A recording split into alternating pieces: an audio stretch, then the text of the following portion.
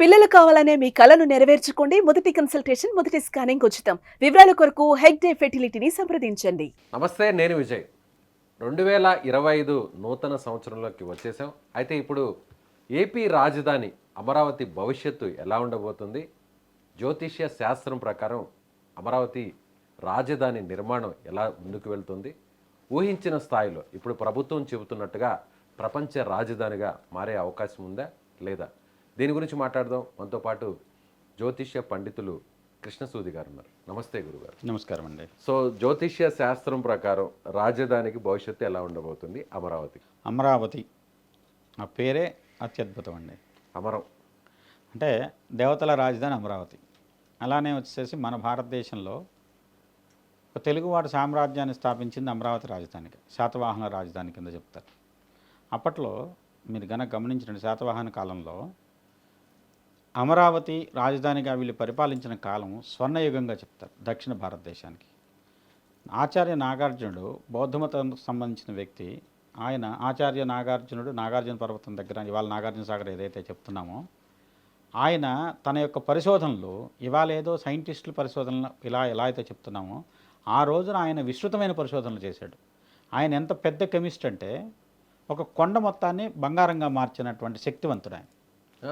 అంత విశేషమైన శక్తులు ఉన్నాయి. ఇప్పుడు మన భారతదేశంలో ముఖ్యంగా ఆంధ్ర ప్రాంతంలో, అది కూడా కృష్ణా పరివాహ ప్రాంతం నుంచి మీరు పెన్నా పరివాహ ప్రాంతం తీసుకుంటే రససిద్ధి బంగారం తయారు చేసే విద్య కానివ్వండి, పరశువేద్ అనే పేరుతో యోగవేమనం చెప్తారు, సత్సాయిబాబా గురించి చెప్తారు. అలా చాలామందికి బంగారం సిద్ధించింది. అంటే బంగారం తయారు చేయటం కానివ్వండి, బంకమట్టిని బంగారంగా మార్చడం కానివ్వండి, లేదు సైంటిఫిక్గా చూసుకున్న పాదరసంలోని ఒక పరమాణు విడగొడితే బంగారం అవుతుంది. అది ఆయన చేసి చూపెట్టాడు. అందుకని ఆచార్య నాగార్జునుడు రాజులకు కూడా ఆయన సంపద ఇచ్చేవాడు.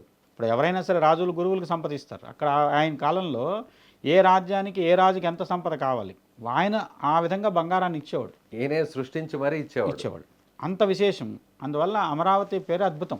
ఇంకొకటి వాస్తు ప్రకారం గమనిస్తే కృష్ణానది ఇప్పుడు ఏదైతే మనం ప్రకాశం బ్యారేజ్ ఉందో, ఈ రాజధాని ప్రాంతానికి ఈశాన్యంలో, ఉత్తర ఈశాన్యంలో ఉంది. అవును. మీరు హైదరాబాద్ను గమనించండి. హుస్సేన్ సాగరు ఆయన తవ్విందే ఈశాన్యంలో ఉన్నది. తూర్పులోంచి నది వెళ్తుంది, మూసీ నది. ఆ రోజున ప్రవహించేది. వాళ్ళు ఉన్న పరిస్థితుల్లో మూసీ దుర్భరస్థితిలో లేదు ఆ రోజున. ఎప్పుడైతే హైదరాబాద్ ప్రపంచవ్యాప్తంగా నైజాం నవాబు కోటీశ్వరుడిగా ఉన్న సమయంలో, ప్రపంచంలో అందరికంటే రిచెస్ట్ పర్సన్ నైజాం నవాబు ఆ టైంలో, ఆయన ఆ నగరాన్ని నిర్మించినప్పుడు ఉత్తరంలో కావాలని చెప్పి ఈశాన్యంలో హుస్సేన్ సాగర్ తవ్వారు మంచినీటి కోసం, నగరం కోసం. సో వాస్తు ప్రకారమే దాన్ని అప్పట్లో తవ్వారంట. అంతే అండి, నిజమండి. మీరు గమనించండి, మనకు గోల్కొండ కోట దగ్గరికి వెళ్ళి కంపాస్ పెట్టి చూడండి ఎంత పర్ఫెక్ట్ ఉంటుందో. వాళ్ళ తాజ్మహల్ కన్స్ట్రక్షన్ చూడండి, ముస్లిం కన్స్ట్రక్షనే చెప్పడానికి. కానీ గోల్కొండ నైరుతి అవుతుంది, నైరుతిలో ఉంది. ఎత్తైన ప్రయత్నం నైరుతిలో కూర్చొని కోటను అక్కడ కట్టారు. దాని నుంచి తూర్పుకి సిటీ డెవలప్ చేశారు. తూర్పు ఉత్తరాలకి డెవలప్ అయింది సిటీ. మూసీ తూర్పులోంచి వెళ్తండి, ఈశాన్యంలో, ఉత్తర ఈశాన్యంలో వచ్చేసి మంచి పెద్ద జలాశయాన్ని నిర్మించారు.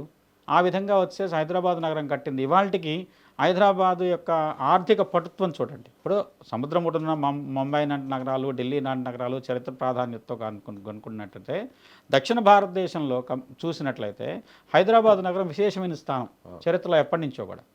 నైజాం పరిపాలనలో వాళ్ళు ఒక రాజ్యం ఏదైనా వచ్చిందంటే, కాకతీయులు పరిపాలించిన కాలం తర్వాత నైజాం పరిపాలించిన కాలం దేశంలో రిచెస్ట్ స్టేట్ కింద ఉండేది.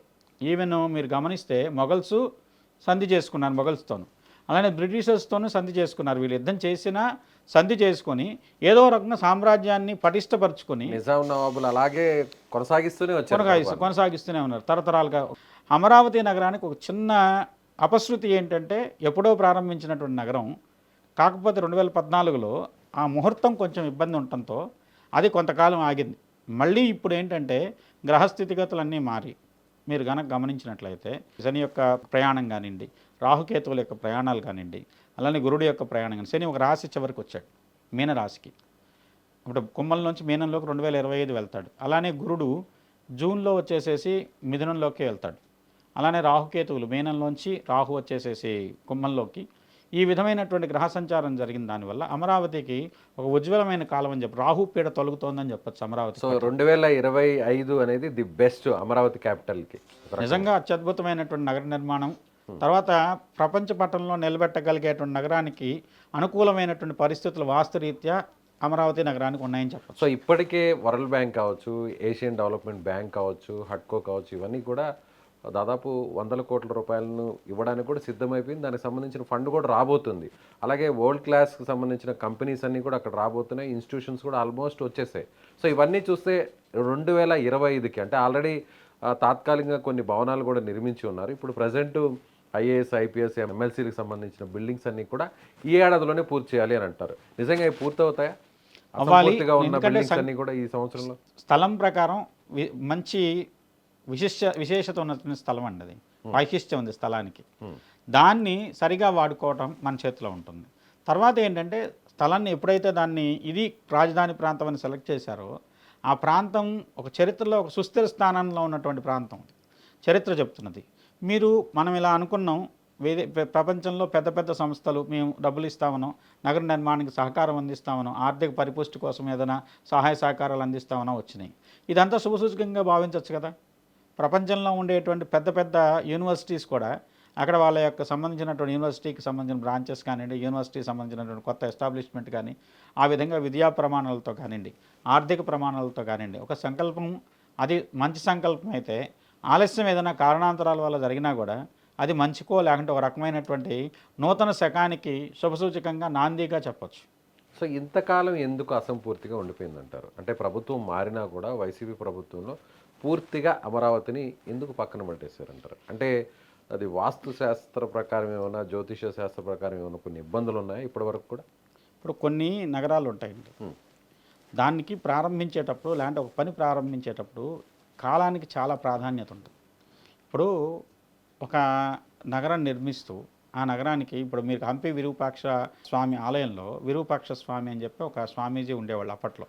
ఆయన ఆదిశంకరుడు తర్వాత వచ్చిన పరంపరలో అక్కడ ఆయన ఏం చేశాడంటే హరియరాయల బుక్కరాయలకి చెప్పేసి ఇక్కడ మంచి సామ్రాజ్యం, హిందూ సామ్రాజ్యం స్థాపించాలి, నేను ఫలానా ముహూర్తం చెప్తాను, నేను దేవాలయంలో గంట కొడతాను, ఆ టైంలో మీరు ఇక్కడ పునాది రాయి వేయండి అని చెప్పాడు. వేసి ఆయన ఆ విధంగా అనుకున్న సమయంలో ఈలోపు ఇంకో చోట నుంచి ఇంకో గంట అనిపించింది. ఏనే కొట్టాడు అనుకుని ఒక 2 నిమిషాల ముందు చేశాడు. ఇది ఒక అత్యద్భుతమైన సామ్రాజ్యం అవ్వాల్సింది ఒక కొన్ని సంవత్సరాల కాలం పాటే ఉంటుంది. 500-600 సంవత్సరాలు ఉండాల్సింది, అంతకాలం లేకుండా ఒక 150 సంవత్సరాలు అంతవరకు ఉంటుంది దీని యొక్క పరిపాలన. కానీ ఆ విధంగా నిర్మించిన విద్యానగరం ఏదైతే ఉందో ప్రపంచంలో 16వ శతాబ్దం 15వ శతాబ్దం సమయంలో రిచెస్ట్ సిటీ అది విద్యానగరం. ఇవాళ ఏదైతే హంపి విజయనగరం అంటున్నాం మనం, అది విద్యానగరం అనే పేరుతో ఉండేది. ఆ శ్రీకృష్ణదేవరాయల పరిపాలనలో కూడా దాని పేరు విద్యానగరం. రత్నాలు రాసులుగా పోసి అమ్మేవాళ్ళని చెప్పారు. అలాంటి నగరానికి ఒక ముహూర్తం చాలా ప్రాముఖ్యత ఉంటుంది. ఇక్కడ ఏంటంటే 2014లో అప్పుడు మోడీ గారి చేతి మీదుగా జరిగింది.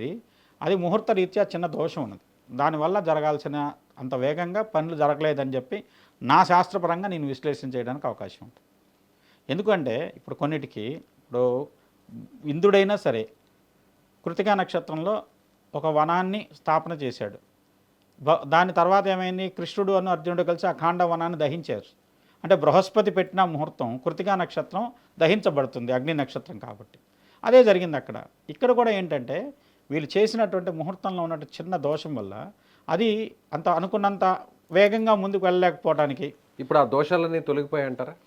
100% తొలగిపోయాయి కాబట్టి మళ్ళీ తిరిగి చంద్రబాబు గారి కూటమి ప్రభుత్వం వచ్చిందంటారు అది అనుకోవచ్చు. సో మళ్ళీ అందుకే ఇప్పుడు అమరావతి మీద పూర్తి స్థాయిలో దృష్టి పెట్టారు అనుకోవచ్చు. నిజంగా అయితే రాబోయే కొన్ని సంవత్సరాలంతా కూడా అమరావతికి ఇంకా మంచి టైమే అంటారా? మహోజ్వలమైన టైం అని చెప్పుకోవచ్చు. ఎందుకంటే నగరం నిర్మించడం అంత సులువైంది కాదండి. మనం కనుక గమనిస్తే ఇప్పుడు ఛత్తీస్గఢ్ స్టేట్ ఉందండి, రాయచూర్ నయా రాయ్పూర్ అని చెప్పి కట్టారు కొత్తగా క్యాపిటల్. అటల్ వాజ్పేయి పేరుతో కట్టారు. అది కట్టిన తర్వాత స్టేట్ ఏదైతే ఉందో ఛత్తీస్గఢ్, రైస్కి ఒక పంటకి చాలా విశేషమైనటువంటి ప్రొక్రైన్మెంట్ పెరిగింది. అంటే రాజధాని ఎలా ఉండాలి, దానికి ఉండేటువంటి సరిహద్దుల్లో ఏ దిక్కునుంటే మంచిది, అలా విధంగా ఏ సమయంలో చేయాలి, ఇవన్నీ ఇంపార్టెన్స్. మీరు గమనించండి, పార్లమెంట్ బిల్డింగ్ కట్టారు, కొత్తది పాత దాంట్లో నుంచి కొత్త దాంట్లోకి కొన్ని ఇబ్బందులు కనబడుతున్నాయిగా.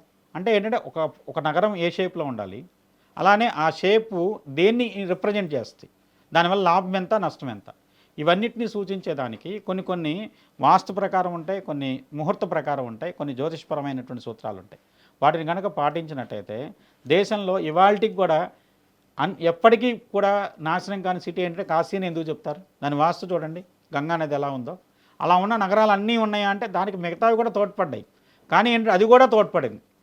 ఇక్కడ కృష్ణానది ఉత్తరంగా ఉండి ఉత్తర ఈశాన్యంలో పెద్దదైనటువంటి ప్రకాశం బ్యారేజీ, దానికి సంబంధించి జలాశయం ఉండటం దీనికి అన్ని విధాలా కలిసి వచ్చిన అంశం ఆర్థికంగా. అంతకంటే చాలా విశేషమైన ప్లేస్ దక్షిణ భారతదేశంలో రాజధానిగా ఉండదు నగరం కనుక పూర్తయితే. అమరావతి కనుక పూర్తయితే హైదరాబాద్ కంటే కూడా ధీటుగా మారు 100% అవుతుంది. బెంగళూరు, చెన్నై వీటన్నిటికంటే ధీటుగా బెంగళూరు ఉందండి, బెంగళూరుకి సోర్సెస్ లేవు తక్కువ. ఇప్పుడు అంతకుముందు చాలా గొడవలు జరిగాయి, వాటర్ ఫెసిలిటీ లేదు, మొన్న కూడా ఇబ్బందులు పడ్డారు, చాలా వానలు పడ్డాయి. దాని నుంచి ఇప్పుడు ఇవాళ బెంగళూరు ప్లాంట్ సిటీ కాదు, హైదరాబాద్ దానికంటే ప్లాంట్ సిటీ నిజంగా మాట్లాడితే. ఎందుకంటే బెంగళూరులో మీరు కనుక ఒక చోటు నుంచి ఒక చోటుకి వెళ్ళాలంటే పొద్దున బయలుదేరితే సాయంత్రానికి వెళ్తున్నాం, ట్రాఫిక్ అంత ఎక్కువైపోయింది. దాంతో పోలిస్తే హైదరాబాద్ మంచి సిటీ, ట్రాఫిక్ పరంగా రోడ్లు వైడ్ అండ్ రోడ్లు ఉన్నాయి దాంతో పోలిస్తే. కాబట్టి ఏంటంటే అవన్నీ కాదు, ఇప్పుడు కొత్తగా రాజధాని నిర్మించడానికి ఉన్న వనరుల్ని సరిగా ఉపయోగించి దాన్ని వాస్తు సూత్రాల ప్రకారం సరిగ్గా కనుక నిర్ణయించి కనుక కట్టినట్టయితే అసలు అద్భుతమైన నగరం అవుతుంది. ఎందుకంటే మీరు గమనించండి, చోళులు తంజావూరు క్యాపిటల్గా కనీసం వచ్చేసి 4-5 శతాబ్దాలు పరిపాలించారు. ఇవాళ తమిళియన్ కల్చర్లో ఇవాళ మనం ఏ టెంపుల్కి వెళ్ళినా చోళుల గురించే మాట్లాడతారు. తంజావూరు టెంపుల్ కానివ్వండి, మనకి కుంభకోణం సరౌండింగ్స్లో ఉన్న టెంపుల్స్ కానివ్వండి, చిదంబరం టెంపుల్ కానివ్వండి, ఇవన్నీ చోళులు, తిరువన్నామలై టెంపుల్ కానివ్వండి, ఇవన్నీ చోళుల యొక్క గొప్పతనాన్ని సాగిస్తూ ఉంటాయి. అందువల్ల ఏంటంటే వాళ్ళ రాజధానిని అక్కడ కూడా నది ఉంది, కావేరీ నది వాళ్ళకు ఉత్తరంగా ఉంది, నదీ ప్రవాహం ఉంది.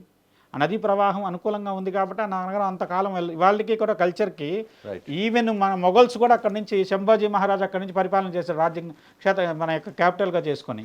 ఆయన కూడా మొత్తం చరిత్రలో చెప్పని అధ్యాయం ఏంటంటే మొఘల్స్ కంటే పెద్ద సామ్రాజ్యం మరాఠులు స్థాపించారు. వాళ్ళకి తంజావూరు క్యాపిటల్గా సంభాజీ మహారాజు ఆయన్ని ఎంత ఇబ్బంది పెట్టారంటే మతం మారమని చెప్పి చర్మాన్ని మొత్తాన్ని ఒలిచి మారమన్నా కూడా మారలేదు. ఆయన ఆ తంజావూరు క్యాపిటల్గా కొన్ని ప్రక్రియలు, విశేషమైనటువంటి ప్రక్రియలు ఆ రాజ్య స్థాపన కోసం, రాజ్యం యొక్క సుస్థిరత కోసం చాలా చేశాడు ఆయన. అలాంటి విశేషమైనటువంటి వాస్తు ప్రాధాన్యత ఉన్నటువంటి నగరాల్లో అమరావతి భవిష్యత్ తరాలకి చాలా విశేషంగా చెప్పుకునేటువంటి గొప్ప నగరం అవుతుందని చెప్పారు. రైట్ అండి, థ్యాంక్ యూ గురుగారు.